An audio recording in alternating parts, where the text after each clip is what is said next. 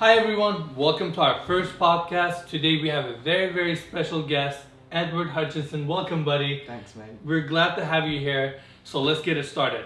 First thing I want to ask is, tell us a little bit about yourself, your job.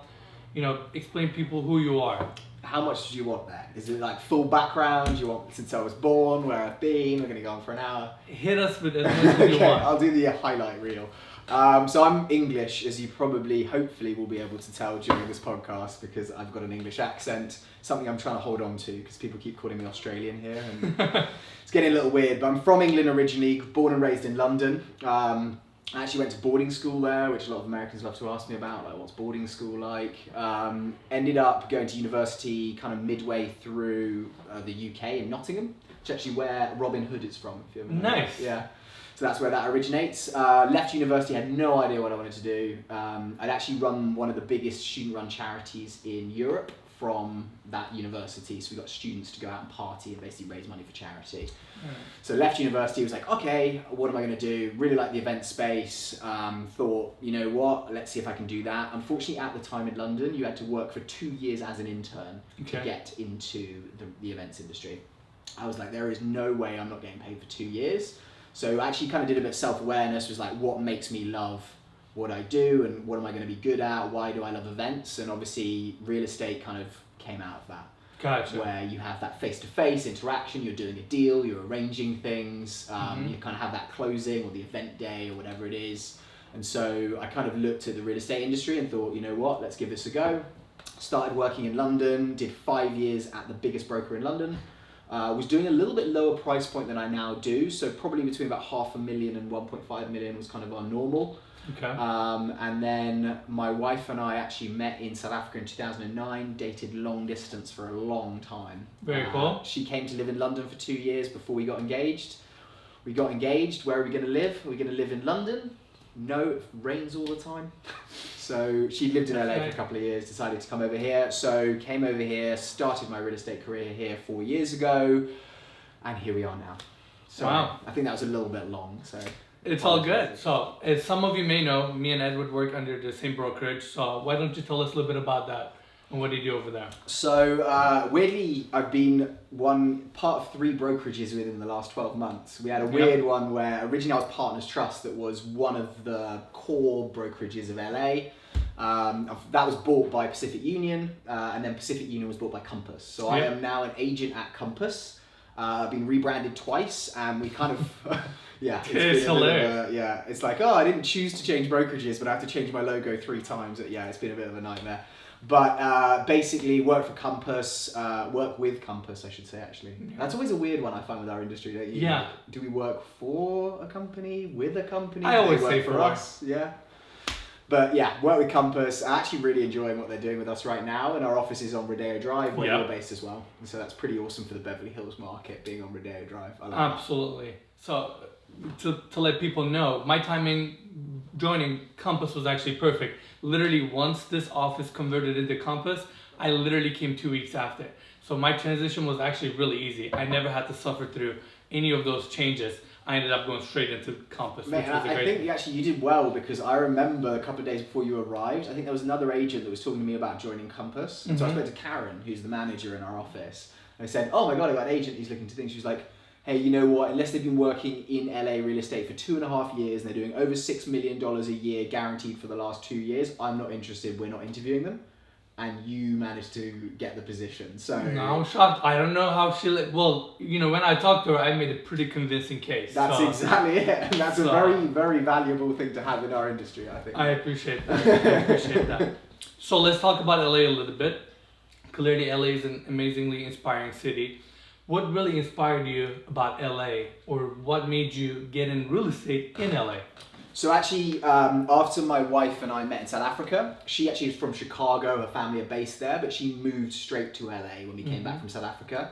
So when we were dating long distance, I would come out and visit LA. However, my first impression of LA was awful, because at the time she was living in downtown LA, and this was 2009. And I'm actually, did you know to that downtown LA 2009? No, the first time I came to LA was 2000. 15, I believe. 15. Okay, Yeah. so downtown LA 2009 was a concrete jungle. believe No it. one went there. Everyone at 6 p.m. left their offices, went home. It was dangerous on the streets. Okay. So I arrived in LA and I'm like, I've seen all this Hollywood movies. I've seen like all this film and TV production. I'm looking around like, hold on, where is the beaches? Where's the Hollywood sign? So after like I think 3 days when she was going to school, she actually drove me to Venice, which is where my wife and I now live. And I fell in love instantly. I mean, we met on a surf trip. And so I think if I was gonna live in LA, the massive advantage is that you can live near the ocean with some pretty awesome waves, plus you're in a major city and it's sunny 360 days a year. I know, you gotta love that. Yeah, so basically, as soon as I came to Venice, I was like, you know what, I actually pretty in love with this. And then when we got engaged and decided we're gonna base our lives in LA, Venice is where we headed to. So I want to bring it back to real estate again. Yeah. You know, as you know, we represent a lot of buyers, but we also represent a lot of sellers. We do. So when you get a new listing, what are some of the things that you do to promote that new listing? Once it's listed on the market. Yes. So I think that we are, as a society, going for a weird shift right now. It's like we've had historically newspapers, TV, obviously a lot of real estate was not on TV unless it was a Bravo TV show. Sure. But now we have the ability to basically get attention on a huge amount more platforms. So I think because I'm only 4 years into my career here, there's definitely always, when I'm coming up against agents that have been here for 8 years, they've obviously got a book of business that's a bit more solid than I am if I'm competing on a listing presentation. So I'm chatting to a seller, I'm saying to them, hey, look, I've basically built a profile on these accounts, Instagram, LinkedIn, Facebook, YouTube, we're trying to build out now. And effectively, if you have me as your agent, you're not just going to have, oh, the property is listed in the MLS. You are going to have this property with over 200,000 eyeballs on it within a 24-hour period. So I will create content which I think is going to be different. It's going to stand out, because that is the case I find, is that everyone can go to Zillow. It's all 2D pictures. In England, we actually do floor plans. Here, no one does it. No one quite does weird. it. But that is where I'm kind of seeing it, is that we use 360 content. So I'm doing a 360 tour of every property. I'm actually amazed that agents haven't evolved yet into the point of like doing an actual walkthrough. It amazes me. It's so easy to do, yet it's so helpful. You can do it on this. Yeah. It's not even like you need a $5,000 camera to do No. it. You can just literally film someone opening the door and saying, welcome to my property, and walking them through and talking about it. And then, yeah, talk about the features of the property. Absolutely. That's and then it, you're yeah. basically doing, I don't know, 100 showings of people who are on the fence, kind of, and see it actually in its best light.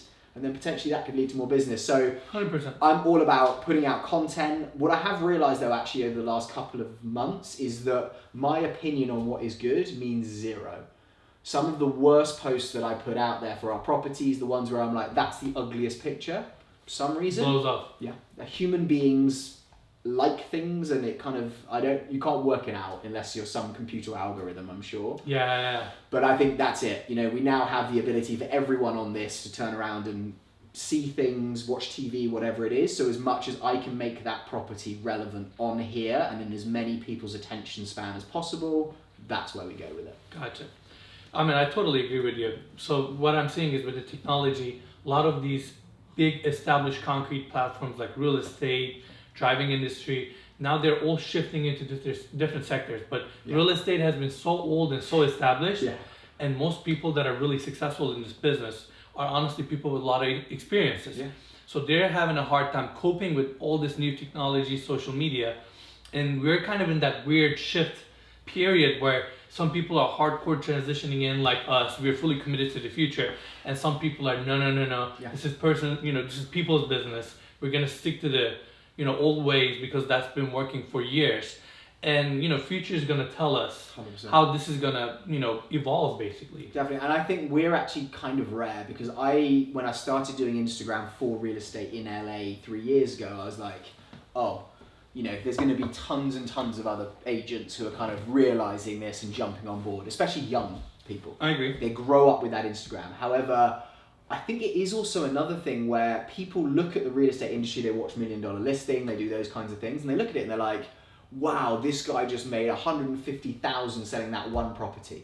So you have a massive amount of kids who go out there and are like, I'm going to be a real estate agent. Go and get their license. 6 months in, not done a bit of business, Zero struggling sales. to pay, the burn through rate is mental. Mental. And so that's where I think hopefully we're going to have a little bit of a head start, because there's a huge amount of those 18-year-olds who get into the industry and I think could nail social media side of it. Unfortunately, they don't have the drive to really achieve what is necessary. And that is, I mean, I don't have to tell you, you're in the office from like 7 a.m. until 7 p.m. every day. Yeah, that's what it takes. 100%, yeah, especially in those early days. Definitely. I mean, a lot of people think they're sharp, they're good salesmen. Yeah. They feel like they can just jump into this industry, but breaking into real estate is already difficult. Breaking into real estate in Beverly Hills, I mean, good luck. Yeah. It is so hard. And you know, I'm 29 years old and I've been in real estate one way or another for the last 10 years. Yeah. And I'm working my ass off trying to break into it, which I managed to do, but it's a lot of work and you really have to be committed to it. Yeah. And I think that's the other thing, actually going a little bit back to what we were talking about, Gary Vee, that long-term vision of it is going to take a long time to achieve what I'm going to achieve, to be where I want to be in the industry, not, oh, I'm going to work my butt off for 2 weeks. Then make that commission. Oh, and it's going to happen. Yeah, because there are so many people who think that, and it's just, you can't live your life like that. It's too stressful, ups and downs. And, I agree. Yeah. I agree. So, since we're talking about the social media and technology side of real estate, let's talk about the platforms. You know, back in the day, you had to have a real estate agent. You had to have him send you properties, look at the MLS. Now, you really don't need that. Absolutely. What do you think about the existing platforms we have right now? And what are your just general perspective about them? In terms of like your Zillow and those kinds of platforms? Zillow, Purple Bricks, or honestly anything that kind of ties you into real estate one way or another, including Instagram, really. So I think the real estate industry as a whole have been idiots over the last 20 years. My reason for thinking that is that we have given everything away. Now that may sound weird. Okay, yeah. So you agree. So I'll go into that in a bit more detail. Effectively, as an agent, I make the connection to the owner. I go there. I convince them that I'm the person to list the property. I write descriptions. I pay for the content. I do all the marketing. I upload that to the internet. Everything goes into the MLS.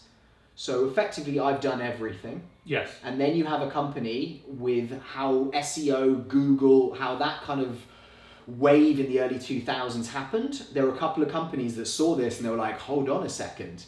We can take all of this stuff, even though it kind of was on the MLS. Which is a work that all those real estate agents have put to establish that profile. Exactly. And there's just like push it to the world. And so basically what we're going to do is give you all of that information, data, pictures, content, everything for free.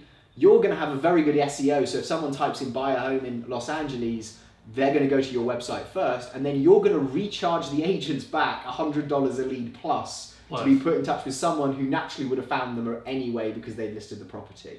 So we've kind of created this weird barrier where now we're paying to be put in touch with people when the distribution of the content is for free, as opposed to taking out a $500 LA Times ad. You've got to understand that, because the LA Times, at the time when it was just paper, needed to have delivery guys. They were paying for the paper. They were doing all of that to get it in people's eyes. All Zillow is doing is paying Google to be up on top. I agree. Having a good website and then effectively doing that, which to me is mental. And so actually, like, I don't know what the situation is going to be. I mean, we've seen some emergencies of like your Purple Bricks, Redfin, agencies now who are trying to kind of discount their rates, give you half the service kind of thing. If that. And do it at scale. I.e., we're going to have 100 listings, and I don't know about your experiences, but when I've dealt with agents who work for those brokers, they're terrible. They're terrible. It's like trying to get someone on the phone when their phone is dead for 12 hours and then you're not getting responses. And so if I was a seller, yes, it's that short-term, long-term thing. Yes, in the short term, okay, I'm going to save $2,000 when I sell my house. You're losing it on the back end. And you're employing someone who is not going to get you the best price. I agree. So they're not going to market it. They're not going to do showings in a way that they're going to have their assistant who's just started in the business to go and show a property that to you is your biggest asset. And so I think that we work in an industry where, in fact, in London, they always used to tell us when they trained us, 2 most stressful things you do in life: get a divorce and buy a property. And so we actually take people through one of them, which means there's a massive amount of therapy there. A lot of emotions. And you can't do that yet digitally in that kind of way. No. Maybe as AI evolves, who knows? But it's a huge process. Yeah. Buying a house, from inspections to negotiating, it's a huge process. Definitely. To computize that and like try to put it into a platform where you just click, buy it now, like Amazon. it will take long time for that to be established. And I'm gonna put my opinion on this. So a lot of these platforms ended up making real estate really easily accessible, right? You can just go right now, look at $50 million property, do a research about it, look at the pictures, find more, read the description. I believe those platforms made real estate agents much less needed, right? So if you were a mediocre agent 10, 15 years ago, you would have been fine because you still had access to MLS. You were still the person with the license, right? People had to find people to help them find or buy houses or sell houses. Versus now, they go up on Google, they look at all these properties, with a click, they connect to one of the agents instantly. So for you to be a successful real estate agent, now you really, really need to be on your game. You really have to be a good agent that knows comps like no one else, or know your area or market absolutely well. So when you interact with people, buyers or sellers, when you show them who you are, you really have to convince them genuinely that, okay, this kid really knows what he's doing. And without him, we may get a better price, we may sell our house easier, or we may get a better marketing. So you really have to convince people that you're really good at what you do, which is, a lot harder than to be said. Definitely. And I think that's where I look at you and I and how we're trying to stand out. Marketing is that kind of thing.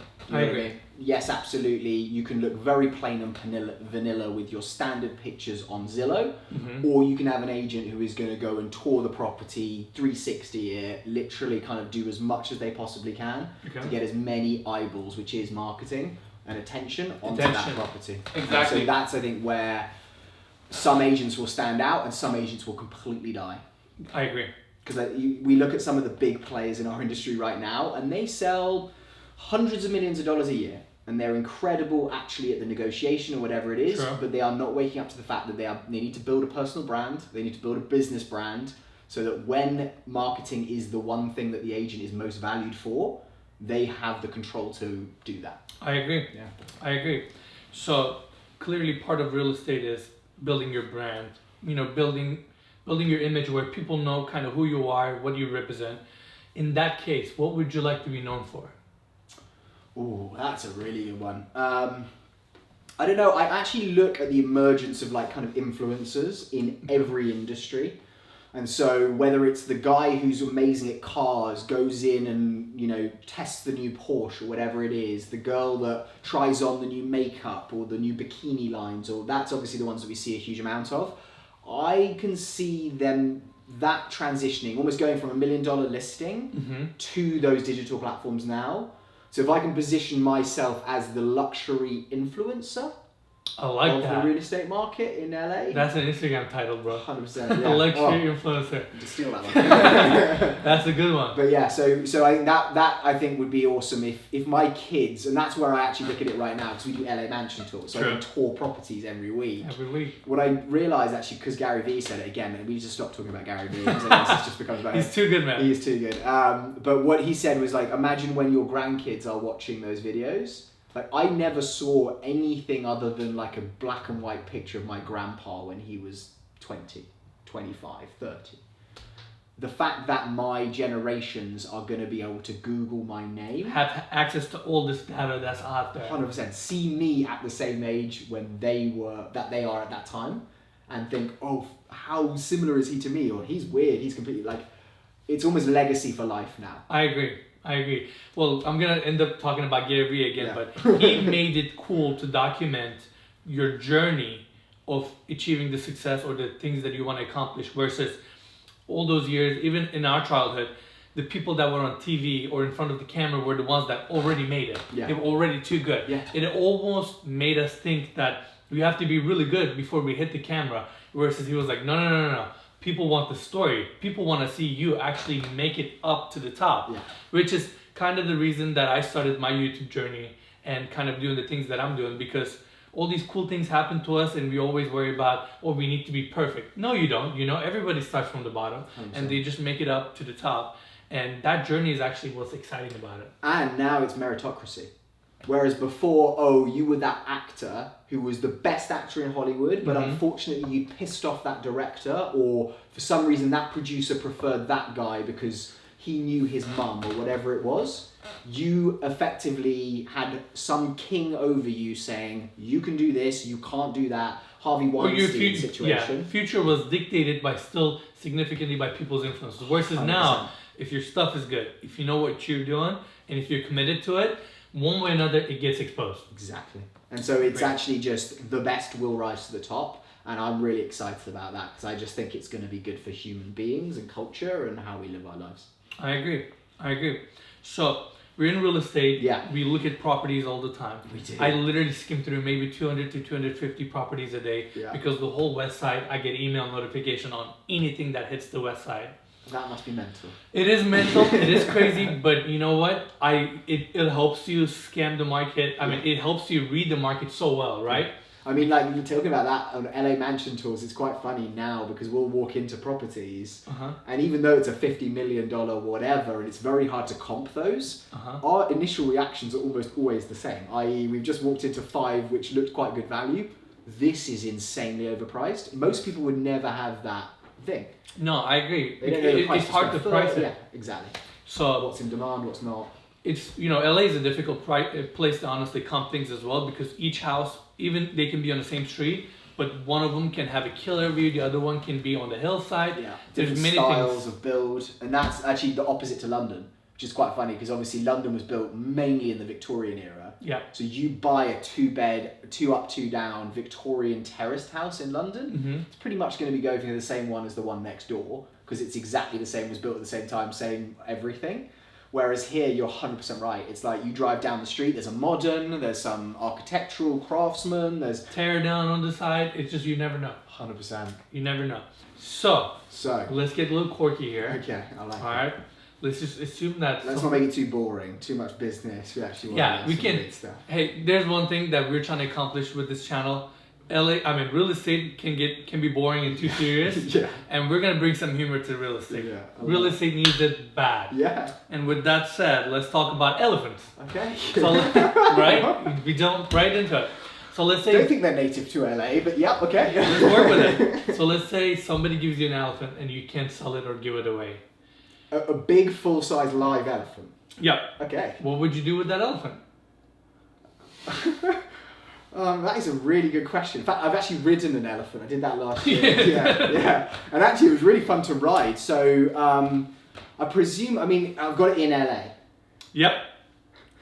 Let's get real with it. Because now my head's starting to go like, okay, crazy. You're like, would it fit in my garage? Yeah. It's just like, what are you doing? This is abuse. You can't hold an elephant. It's a natural animal. Return it. I have no idea. I couldn't exactly buy a plane ticket to get back to Africa or India. So I don't think you can air freight an elephant either. I think I would take it to the zoo and ask them what I should do. Would probably be my main one. Cool. But Okay. I'd probably try and get some amazing content with it first. I'll probably get a wrench in like Malibu or something. Just rock the elephant on the backyard. Like although actually you say that, you know the Malibu wine safaris? I haven't done that. I haven't been there, but they've got a giraffe there. I don't know if No way. Yeah. Unfortunately though, during the Malibu fires of last year, No. they did not let any of their animals out. And they all died? No. Luckily, a neighbour heard about this on social media. You built this up really well. Like, I was afraid. Bro, on social media, saw a post of them leaving the animals there. So that person drove through the fires, went there, opened the gates and herded them down the PCH and took them to their little farm. You can find it somewhere on Instagram. That is awesome. Yeah. So maybe I'd give it to whoever saved them, not the guys that left the giraffe to burn alive. Oh. Yeah. That's really interesting. My head's now going, what are you going to do with an elephant? I told you, I'm pretty sure I will spend every bit of money I have, buy a farm, just so I have an elephant. And I feel like that would be a good, like a catch line. I'm like, hey, do you want to see my elephant? You know? And they'd be like, what? And I would just show like a selfie video. Hi everybody, this is Ennis, and I'm here with my elephant, you know? We're just chilling in Malibu. I don't know. I know. Yeah, there's something about elephants. Okay, here's a good question for you. What would an elephant do in an earthquake? They're pretty top heavy. God. Would they take over? I don't know. They would probably freak out. Yeah. I'll just try to get them, give them some vodka or something to kind of calm them down. Yeah. Just give it a little buzz. Part of our industry, there are a lot of real estate agents. Everybody's trying to differentiate themselves one way or another. What do you think are the most important qualities of a real estate agent that makes that agent a really good agent? That's a really good question. I think it actually can vary depending on the person. Actually being self-aware of what they're really good at. AKA Gary Vee. Okay, Gary Vee again. Self-awareness is Gary Vee. We should just brand that forever. Let's just brand that But forever. yeah, but I think I've seen agents who have that very short-term goal. I'm walking in, hey, look, I've sold this much property, I know this person, I know that person, A lot of the time I see those interactions when that person lists the property as becoming, why have you let me down? You made all these promises up front. Yeah, you said all those good things. 100%. And I think authenticity and just being honest and telling it as it is in the long term plays out in a way that it keeps you happy, not stressing about, oh, I told that person that thing. How if they find out? Oh, I can't claim it. Oh my God, the amount of stuff we see in our industry of crazy. mental. So I just really think being authentic to yourself, being completely honest, and building those relationships with people for the long term, not for, hey, that person's got a listing, I need to be calling them 24 hours a day to pick it up. Hey, that person builds some incredible stuff, therefore I would like to align myself. What can I do to make their lives easier, add value to them, so therefore they're kind of giving it back to me someday, even if they don't, that's absolutely fine. I'm willing to do that. But going with that ideology really helps. Yeah, I agree. Yeah, I agree. And I'm going to bring my 3 points on this. I think it requires 3 sections for real estate. For me to consider someone a good real estate agent, number 1 is knowledge. Knowledge is key. Definitely. You just got to be good at what you do. You got to know your market. You got to know your comps. You got to know what sells. You got to know what is a good product versus a bad product. Definitely. You just got to be on your game, really. Yeah, you're representing someone. You're representing someone. So like when you go there and they look at you as, okay, we want to buy houses, but we don't really know what's out there and what is being valued. That's when your confidence and your knowledge shows up as, hey, I got you. Yeah. Don't worry.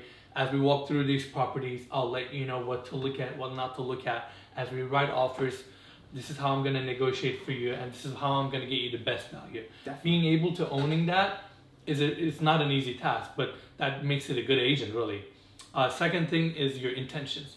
When you genuinely care about someone, when you want the best for them, and you have no problem working hard, making sure that they get the best service or they're represented the best way possible, that those intentions go a long ways, and people recognize those. Definitely. And number 3 is hardworking. Putting a real estate deal together, I know you will say yes to that, is not an easy task. It gets very complicated, very detail oriented. There's a lot of factors goes into that. Although actually, I would say that there's every part of that scale. Yeah. You can have the one where someone calls you and say, I want to buy that tomorrow. You put in an offer, boom, it's the easiest thing ever. You have the thing that will last 2 years and for some reason, and you can't predict. You can close. Versus a $6,000 lease can take you 2 months to put it together, believe it or not. Yeah. So when you're a hardworking person, you just care about what you do. And if you can combine those 3 qualities together, I believe that makes it a really good agent. Yeah, and the hard work I think is massive because there's a huge amount of people out there who think, oh yeah, an agent, they get paid massive amounts of money because they see $1 million listing and they see the moment makes it closing. too flashy for them. All of the behind the scenes work of marketing it, doing 25,000 showings to get the one offer, all of that stuff is never shown. I agree. And so I think that's it's a weird dichotomy where people are like, oh my God, that looks easy and an easy way to make a quick buck. Let me get in there, and I like agents say, if I just sell 2 houses a year, I'm good. I make my salary. God, man, I wish it was that easy. Seriously. Well, and the hard work thing is also, it comes back to, yes, okay, so you are a hard worker, you have a job.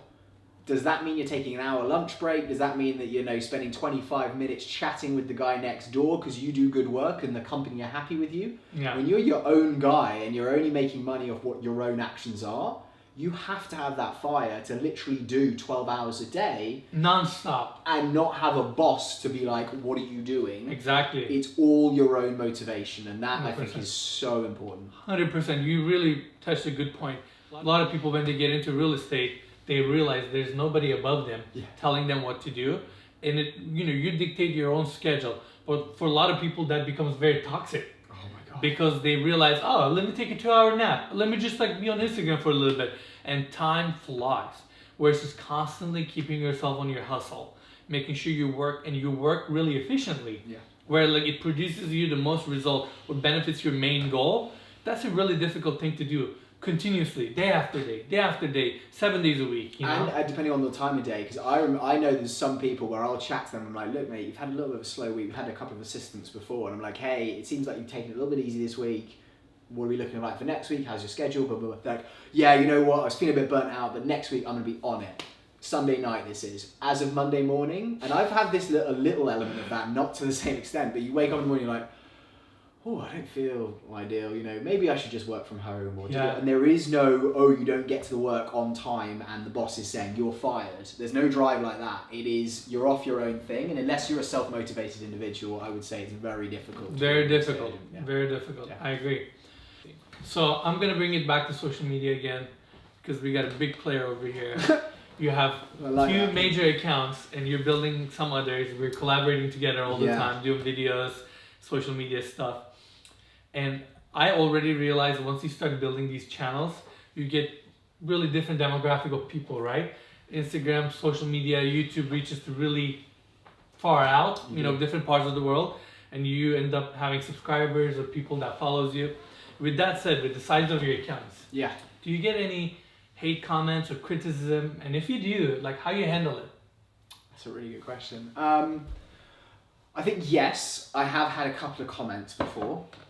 Weirdly though, actually the scale of the negative comment is a lot lower than I thought it would be. Good. Looking at the scale of the accounts. And so I don't know if that relates to me, because actually what I've really tried to do building these accounts from day one is I'm not walking into properties on mansion tours and saying this is my listing or this is my house and I live in it. Yeah. Because that's where I feel people get pissed off. Intimidated almost. Yeah, or you lie to them, or you try and pull something over their heads. I've always said, and actually my first year here was documenting, this is my first year, I'm trying to sell 20 million in real estate. Boom, these are the struggles. Come through, you know, follow my journey. 100%. And showing the negative sides as well as the positives, I think is big. But to be honest, I don't get a huge amount. We've had a couple, but I really think that you cannot value anyone's opinion higher than your own opinion. True. There is no way that that person writing that comment has any idea what my plan is for my life, what I'm trying to achieve. Who you really are. Who I really am, why I've put that piece of content out, anything like that, whereas I do. And so if I try to ignore them, not in the way that I'm going to ignore it in that I'm not going to read it.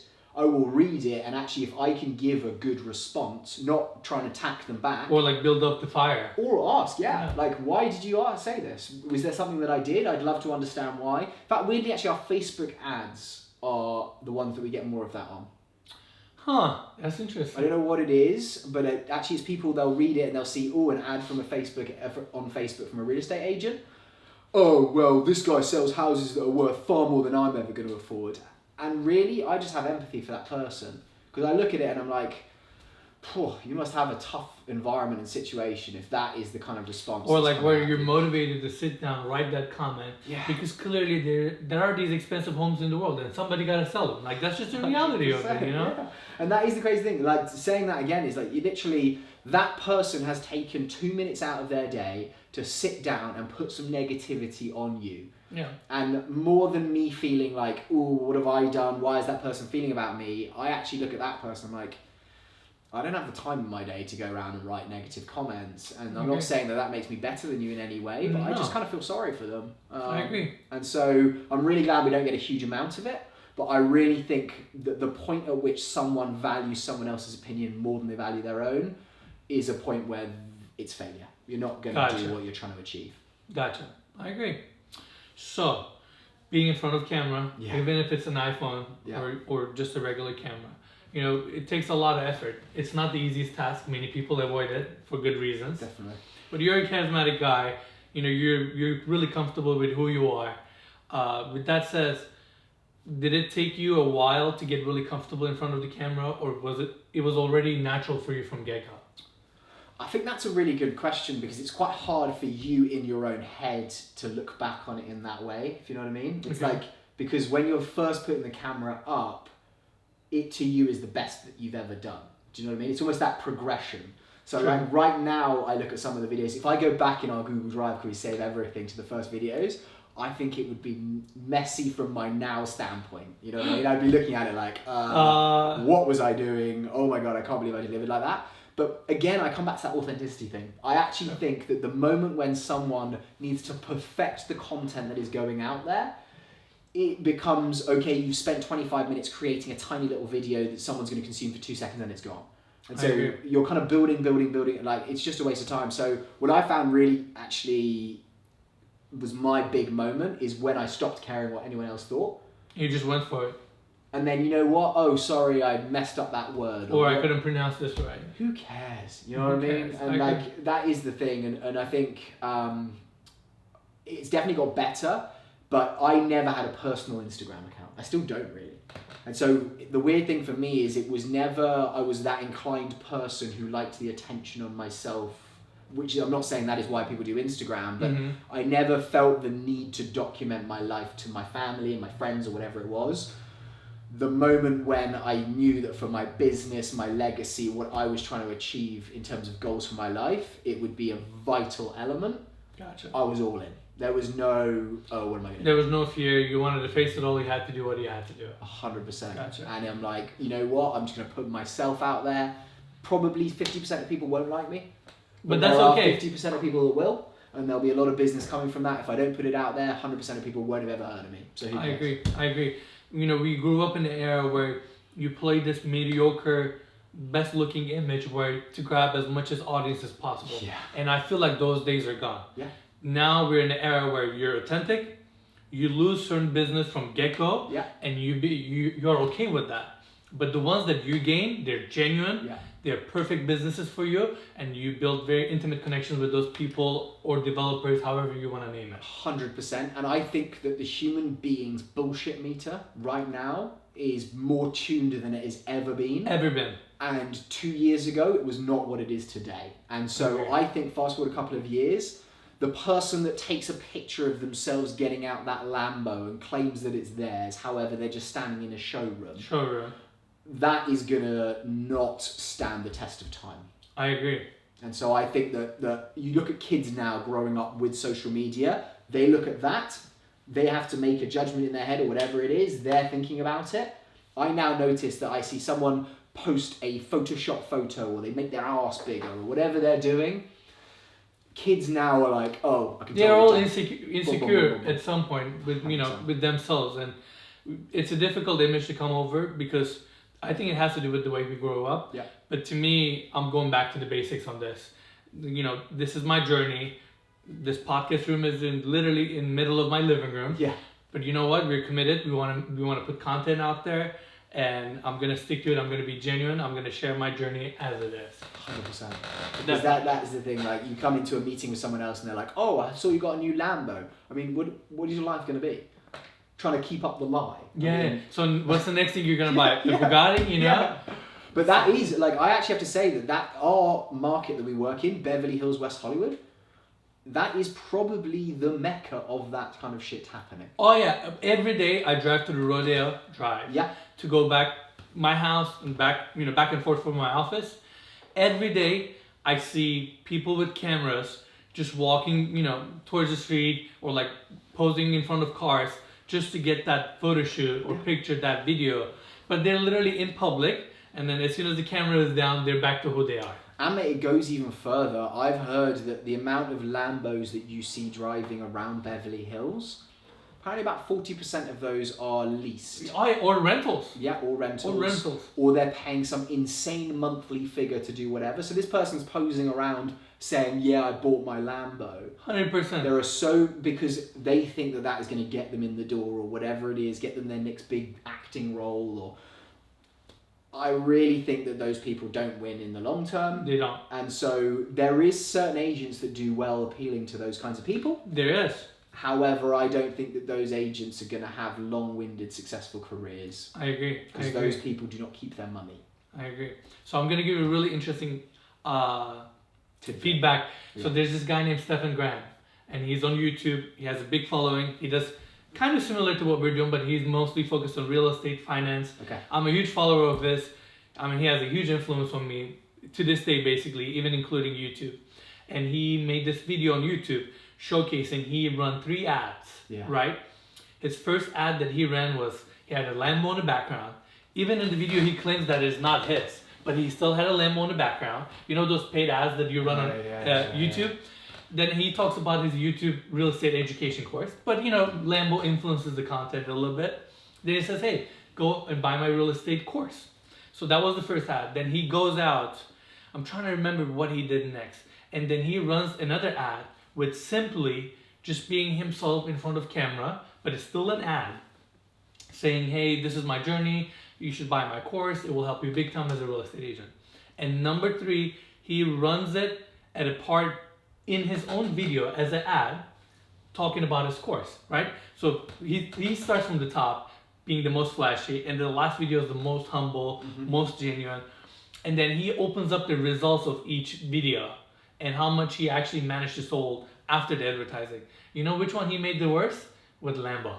Yeah. You know the best one he did? Yeah. When he was the most genuine, most humble, came straight to the point. And he literally proved that those days of just showing off, being fake, or being flashy are gone. And to go to like a guy that we cannot stop talking about, and seriously, after we talked about you this many times, you need to come and be it right here. Right here. That is the one thing that I realised, because I actually, when I first came across a piece of his content, was I'd seen all of the flashy guys that kind of do a similar motivational kind of thing. And so I literally started watching his videos like, oh, another one. You overlooked them, right? Guys. Yeah. Me too. But then I realised, hold on, this guy's not, oh, I just bought this car. This is how you make X money a year. This is bum, bum, bum. And that guy over the last 10 years has built something where you look at the engagement on his profile. Amazing. He's like 8 million followers, and he's not a model. He's not an attractive 20-year-old. He's not posing with Ferraris. He's not a famous actor. All he's doing is doing what he believes in, and passing on value to the audience in a genuine and authentic way. I agree 100%. And so if he can do that with what he's been given, I look at it and I'm like, wow, like that's the way to go. I agree. He has a huge influence on me as well. Yeah. So we're both immigrants. We are. I'm from Turkey, you're from UK. I am. Yeah. And growing up in Turkey had a huge effect on me, how I lived my life in the US, or how events conspired and how I reacted to it, right? Definitely. So you being from UK, how did that help you, or was it difficulty for you now that your life is all in the United States? You work here, you're married, your whole life is built in the US now. Definitely. I mean, I think actually in that way I won the lottery.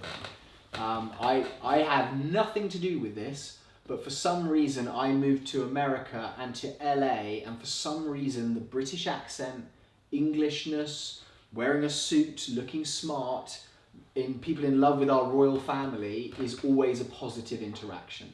Now, like, I just think that is absolutely incredible. So as you can probably tell, I live up to it as much as I possibly can. Including the Red Sox? Including the Red Sox. Actually, that was my dad, wore Red Sox in the insurance industry every day of his career. And I never did it in London. But when I moved out here, I was like, everyone who he was introducing me to in America knew him as the Red Sox guy. And I was like, oh, that's a thing. That is a thing. So therefore, yeah, I do that absolutely. But I think like the other side of it is growing up in London. Like London, I have to say, and correct me if I'm wrong, but I think it is the most multicultural city in the world. Possibly. The biggest mix of people from absolutely everywhere. All around the world. And I have this conversation actually with clients, colleagues, friends, and they're like, oh, we live in a city, it's so multicultural. And LA absolutely does have a huge amount of people from different cultures. But London is completely another level. It's not just European people, it's not just Russian, it's absolutely everywhere. And it's almost, you have these little pockets in London that these communities grow up in. We had a massive amount of Indian people move to England in the 70s. So that's why British curries are supposed to be the best Indian curry you can get. Because those people moved to a country. It's a melting pot, man. Yeah, exactly. And so I think growing up in that environment was a massive skill, because it meant that I do not judge anyone from their background. I would meet people from wherever it was, they'd wear something around their head. You evaluated them for who they are. Absolutely, and you get on the tube in London because no one drives anywhere, and so you are standing next door to someone speaking a completely different language. You have no idea what they're saying, but you're not giving a negative opinion onto them. And I think that there is obviously ups and downs of that, and there are some people in England and in London who definitely have a different opinion on that than I do. But I do think that growing up in that environment is amazing because you don't like take someone for face value. Sure. You have to get to know someone to really kind of understand what they are. So I came over to America and I was like, you know what, I'm going to live up to my Englishness as much as possible. and I'm going to kind of do it in a way that hopefully is positive for my business, because Gotcha. I'll brand myself as that guy that is a bit different. But I think I'm really, really lucky. But London, there are definitely things I miss about it, and that is an element of that, is just Gotcha. having every single person from every part of the world. That really does help. So I want to thank you for coming to our first podcast ever. Absolutely. We really appreciate it. I think this is going to be a big one. I'm going to put it up on the wall. Like Yes. in 20 years, I was the first Gary ever Vee, guest. We're looking for you, man. We're waiting you. We want to see you Number right 2. here. Right here, yeah. And thank you everybody for watching this video. If you have any questions for Ed or myself, please leave it in the comment section below. Absolutely. We'd be happy to answer it. If this video doesn't cover that question, I'll personally shoot a video of Ed answering that question, put it on Instagram. We'll get those answers to you guys. Yeah. Or mate, I'll just pull out the phone and just be like, okay, here's the answer to the question, text it to you, and then it goes out. I'll push it out. Exactly.